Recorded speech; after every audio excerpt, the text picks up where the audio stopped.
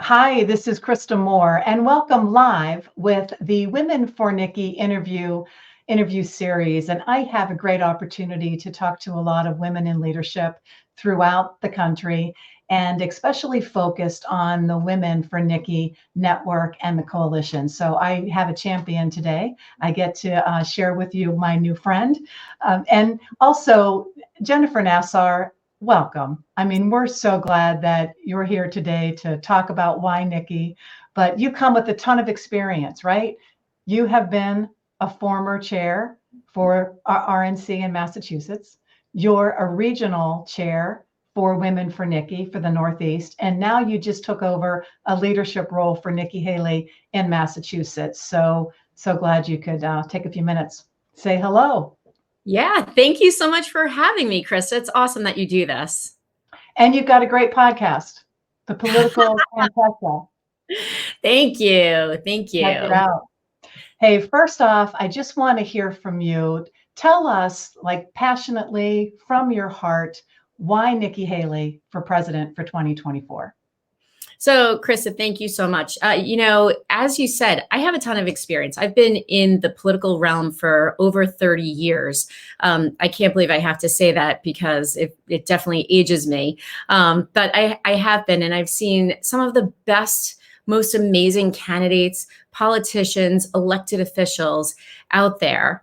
But when Nikki started campaigning, and I've been watching her career since 2012, even earlier, 2011. And when she became governor of South Carolina, and we're the same age, and I just was so amazed by the work that she was doing. And she's a mom, and she's a wife of a combat veteran. I mean, she's the daughter of immigrants. She kind of has everything that I'm looking for in a new generation leader. And so when it came time to jump on board with the campaign and to volunteer for the campaign, absolutely 100%. There was no question in my mind. Yeah. Because as a former party chair, I had that experience of finding candidates that had the best mix of everything to kind of make the best political candidate cake out there. Right. You know, what's really cool with what your story resonates with me, because it's kind of like just a collection of everything that you've been working for practically your entire life. And now you get to do it on the Nikki Haley campaign. So she's aligning 100% to your values, and you're able to get out there and help motivate and inspire other people to follow Nikki Haley, and let's get behind her and let's get her into the White House. Absolutely. Because look, I think that there are so many things that are important that go into having someone who's running for office, who's representing us. And look, I always botch what Ronald Reagan said, but essentially what he said is we don't have to agree 100% of the time. If we agree 80% of the time, that's great, right? I mean, and the example I use is you probably don't agree with your kids 100% of the time, I'm sure is, sure as heck that they're not agreeing with you 100% of the time. I know my kids are not agreeing with me even like 60% of the time. So why would you think that you would agree with a politician, someone you don't know, someone that doesn't share your DNA, didn't grow up in your home 100% of the time? What you need to look at is their values. Are they in check? Their morals, are they in check? Their competency, their experience, what they are going to provide for us. And right now, and Nikki says it all the time, the world is on fire and we have a country to save. And I think that she is the right person to save us right now and put the country on a very good direction, positive direction, and forward-thinking direction. And we talked too, often you're speaking with women in politics and helping them determine whether this is going to be their career path. And experience is critical. It's experience, it's character, and it really is leadership. When you talk about experience, why don't you just share for me, what are the top things that you really look at in Nikki Haley as someone that rises to the top in terms of experience? Yeah. So one of the things I always loved as chair is someone would come in and say, I was brushing my teeth this morning and then I was brushing my hair and I thought I would make a great United States Senate candidate. I'm like, oh, really? I'm glad that you thought that. But maybe you should run for school board or the legislature or something else before you dive into that. What she has done, Nikki has been a state legislator. She has been a governor. So she understands the policy experience, the legislative experience, but then she also understands the managerial experience that comes along with being the executive in the state and holding that office and being able to bring all parties together, listen to everyone. And that's what she does amazingly. And she took those skills and then she brought them to the UN. By the way, she was appointed by Trump, who just sung her praises all the time about how wonderful she was. And she was UN ambassador. And in that position, she got to see so much of overseas, of what goes on abroad, and really understand what is important to America and our allies and how to keep us safe. And Right. so those experiences together, on top of the fact that the woman is also an accountant. And I don't know, Trump added on $8 trillion to our economy, and not in the good way, but on our kids' backs. And we need Nikki in there to fix this and right this ship for our kids, our grandkids, and generations to come. Right. And like you said at the beginning, let's add her other life experience to this, right?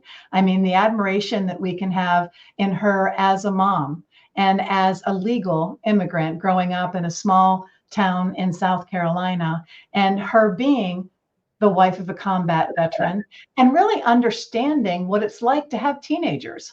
Her daughter just recently got married, has a job. They're looking at the housing market and how complicated that is. She has a college student who has to deal with the liberal, woke universities. And so it's just her understanding and her life experiences, pile that on with her political experience. She's a force to be reckoned with. Absolutely. I mean, and that is really, and that's what I find also different. When I talk to candidates, a lot of times when I'm working on fundraising plans with them, I say, easiest thing to do, go to your Christmas list. When I get that blank stare, that stare of someone who really doesn't have any friends, that actually concerns me, right? Whereas she has had so many life experiences. And one of the wonderful things about women candidates is that so many of us women in our daily life, we talk to countless number of people, right? If you sit and think, how many people did you talk to today? Did you talk to the Uber driver? Did you talk to a doorman? Did you talk to your kids? Did you talk to the barista at the coffee shop? Did you talk to your dry cleaner? Did you talk to your landscaper, your next door neighbor, the person walking the dog, mom on the sidelines, right? Like go Right. on and on, the person you drop your kids off with at daycare. I mean, we talk to so many people. And so the fabulous thing about women candidates who also have all that experience, also have that level of competency, and also have that level of intellectual understanding, is that that network naturally comes along and you bring into your job as a legislator, as an executive, as a UN ambassador, all of those beautiful life experiences that we have. Well, I want to ask you more specifically about the article that got a lot of attention this week that you wrote for the New York Post. And I think it was probably the subject line that really grabbed people's attention, which is Donald Trump has a woman problem, right? But you're talking about the woman problem as he's losing a lot of the female votes.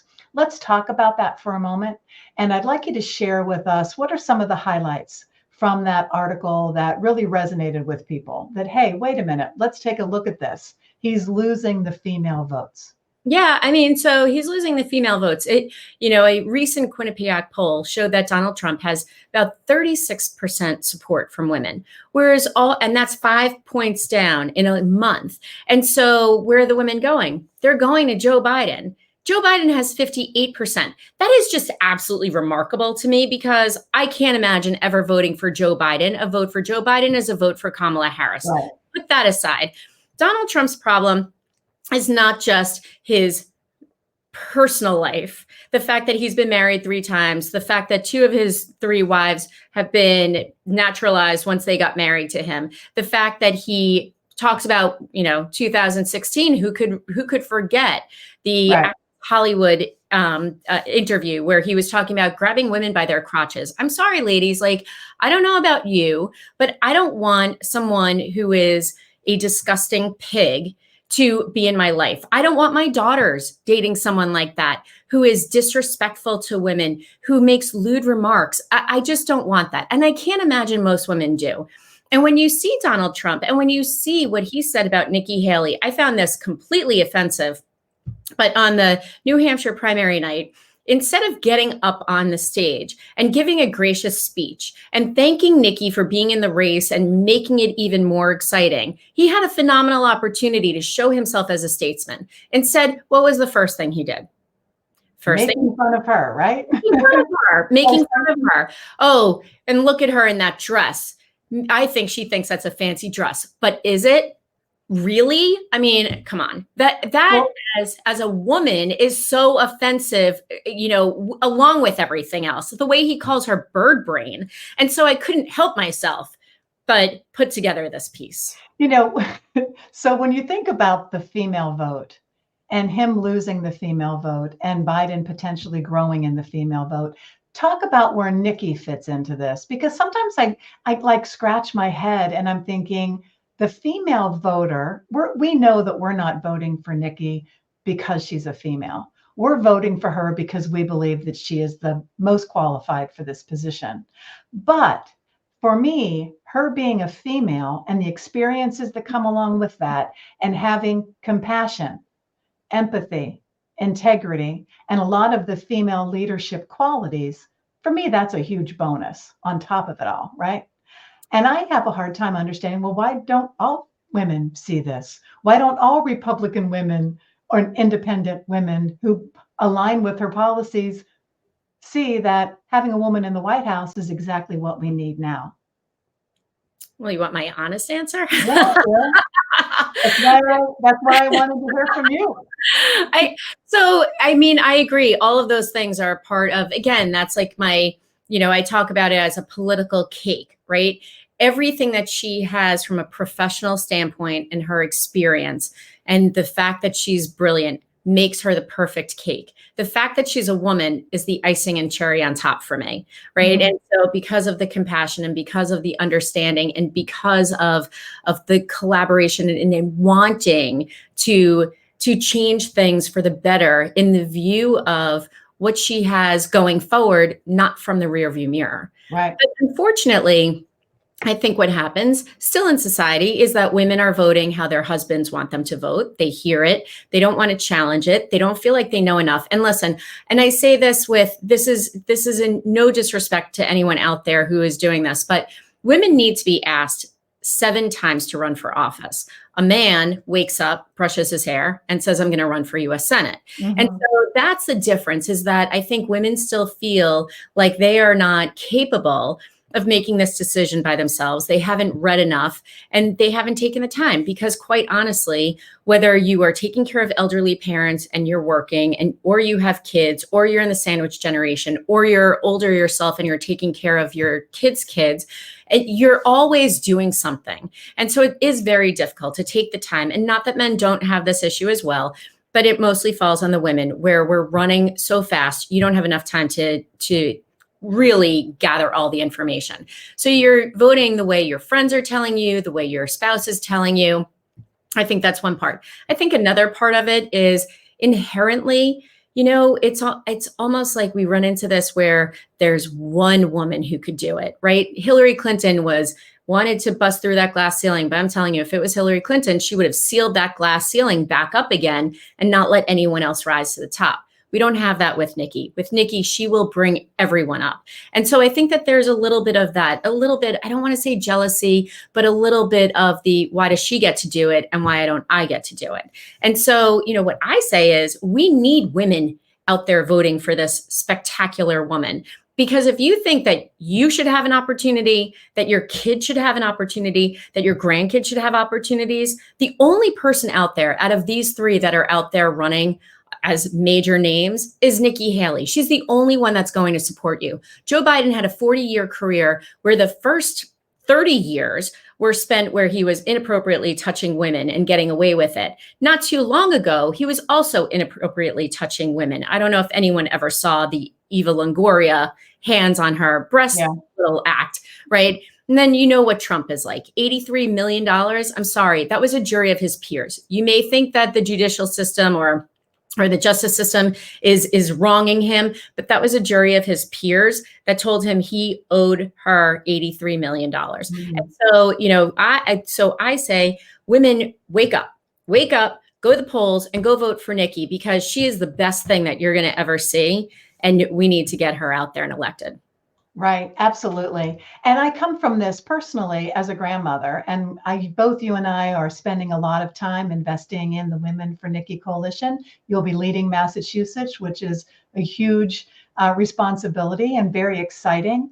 But it's almost like, why do we invest our time and our energy into this? It's because we believe in it, and it's the best investment in time and money that we can make for our children and future generations. And we've just got to get the word out there so that other women recognize that and get on the stick and get out there and vote in the primaries. 1000%. And I will say this.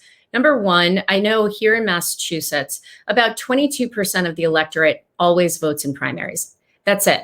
And so that 22% actually decides who shows up on your election day ballot. And so I would like to, really reinforce that you need to get out and vote in the primary. And look, one of the things, and the Republican Party has done a really bad job at messaging. And I heard Trump the other day also bashing early voting and voting by mail-in ballots. But ladies, we get so busy. My day today started at 6 o'clock this morning, and it's 6 o'clock now, and right. I have not stopped at all. And some of the things I thought I was going to do had to get derailed for tomorrow. You don't know what your day entails. So if you can vote early, go vote early. If you need to do an absentee ballot, get in your absentee ballot. If your kids are away at college or school someplace, or they're in the military, make sure that they get an absentee ballot. Because we are in a very precious position right now. And precious isn't meant in a good way. It's meant as a very strenuous, tenuous, scary position. And I think that we have right now to make a difference. And Nikki Haley is the only person who, again, is going to bring us forward in a positive direction. Hey, I'm going to leave it on that. You and I are in complete agreement, and we just need the world to hear it, right? We need the world to get with the program. Absolutely. And Nikki is the best candidate, and let's get out, vote early. And I was going to say vote often, but we know that doesn't work in the system. Vote early and vote for Nikki Haley. Let's go, Nikki. Thank you. Thank you, Krista.